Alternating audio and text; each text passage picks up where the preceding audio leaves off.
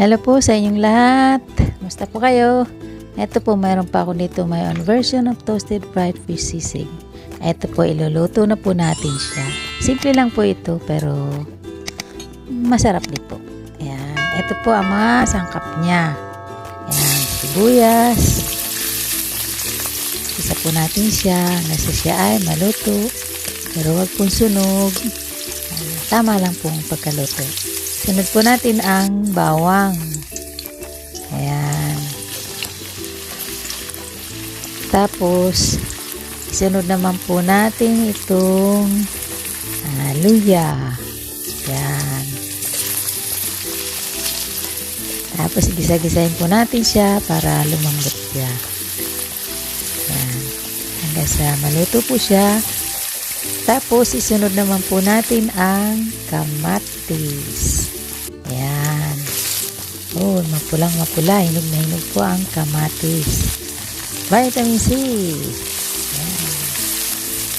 Dapat po lagi tayong kumakain ng kamatis para pampaganda ng kutis. Ayan. Sunod po natin ito ang aking toasted fried fish. Ayan. Kaya po medyo maitim kasi toasted nga po eh. Malutong po yan eh. Masarap po kasi pag medyo tostado ang prito. Yan. Tapos halo-haloin po natin siya ng konti. Yan. Para mag-mix po ang lasa. Yan. Tapos lagay po natin itong calamansi juice. Pampalis ng lansa. At saka para medyo sweet and sour po siya. Tapos, isunod po natin itong konting asin. Pampalasa. Kasi pag wala pong asin, hindi masarap ang luto. Ayan. Tapos, isunod naman po natin itong itlog. Ayan. Para po mas masarap ang sisig. Ayan. Itlog. Sunod po natin itong laurel. Dahon po ng laurel, pampabango.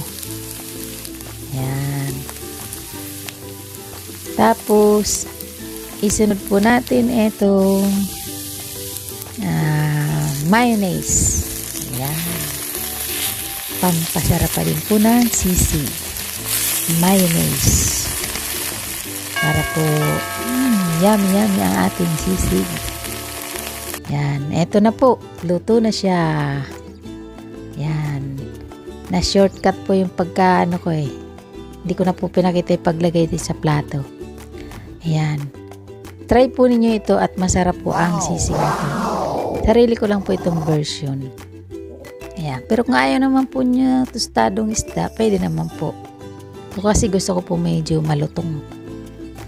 Sige po, wag po na sana niyong kalilimutan. I-like, subscribe, and follow niyo pa ang playlist ko.